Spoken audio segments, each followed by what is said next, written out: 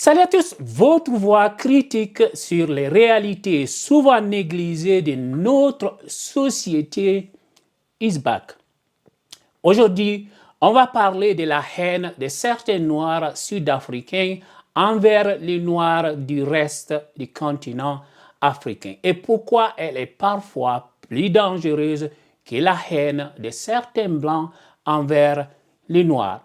Oui, on va encore parler de l'Afrique du Sud, le pays de Nelson Mandela, où la xénophobie que j'appellerais l'afrophobie est une poison plus insidieux que ce qu'on pourrait croire. Les Noirs en Afrique du Sud sont plus préoccupés par la haine contre leurs frères du continent africain que de restaurer leur dignité dans la main de la minorité blanche. Parce qu'il faut rappeler que l'apartheid existe encore en Afrique du Sud.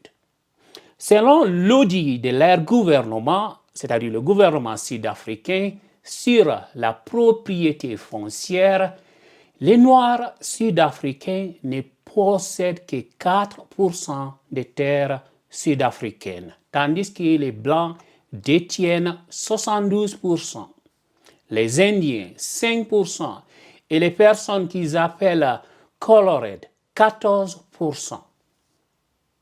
La majorité des Noirs en Afrique du Sud vivent dans des bidonvilles, tandis que les Blancs occupent des hectares de terres qu'ils n'utilisent même pas.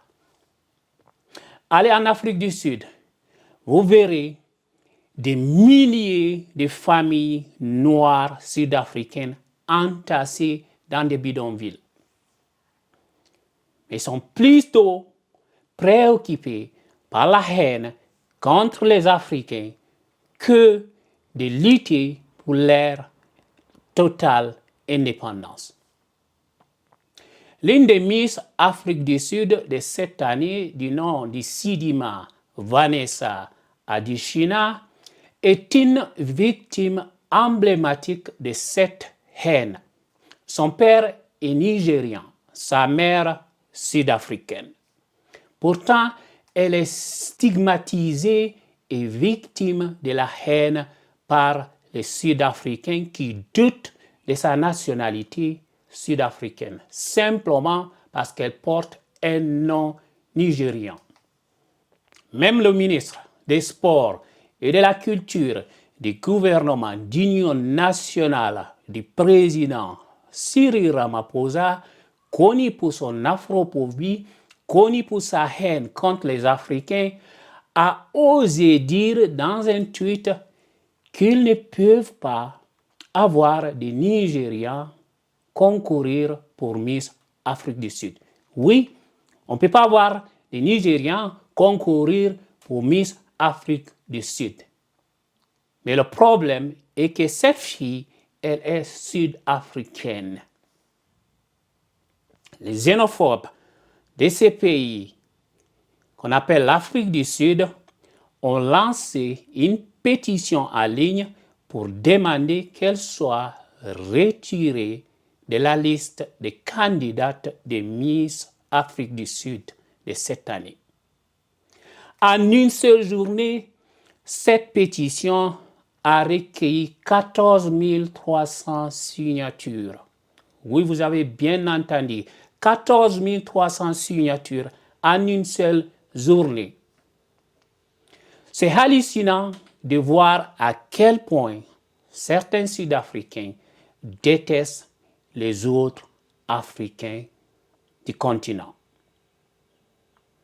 Et pendant ce temps, ces mêmes Sud-Africains n'ont aucun problème à voir une Chinoise née des parents chinois siéger dans le Parlement sud-africain. On a vu des Chinois dans la police sud-africaine ou des Européens occuper des postes de ministres. Parce que la plupart des Blancs sud-africains ont des origines européennes. Il y a même des Blancs qui sont allés en Afrique du Sud il y a juste 10 ans ou 15 ans, qui sont ministres dans le gouvernement sud-africain. Mais dès que la personne est noire avec un parent d'un autre pays africain, c'est le déferlement de la haine et de la xénophobie. Je vais vous donner un exemple. Vanessa Carrera, qui était Miss Afrique du Sud en 2001, avait un père portugais, mais elle était blanche. Et là, silence radio de la part de ces xénophobes sud-africains. Silence radio de la part de ces afrophobes. L'apartheid a laissé des séquelles profondes sur les Noirs sud-africains. Les Noirs de ces pays que je connais ont peur d'une personne à la peau blanche que Dieu. Croyez-moi, je connais l'Afrique du Sud et les Sud-Africains. Ils sont complexés plus que les Sénégalais. Je vais vous donner un autre exemple. L'ancien maire de Johannesburg, qu'on appelle Zolide Matongo, a été traité d'étranger parce que son père était mozambicain. Alors qu'il est né dans le bidonville de Soweto d'une mère sud-africaine.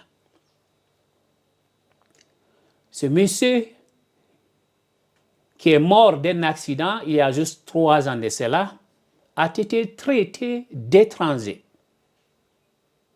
Simplement parce que son père était de la Mozambique.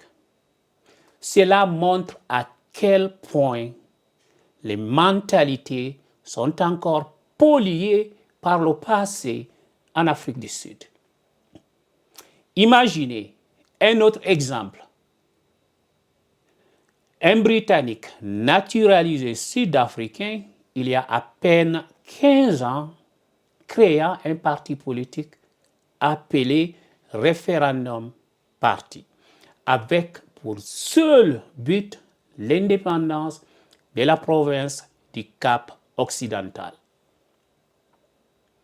Ce même Tom a eu l'audace de créer une frontière à l'entrée de cette province, érigeant un barrage et demandant aux Noirs sud-africains leur passeport.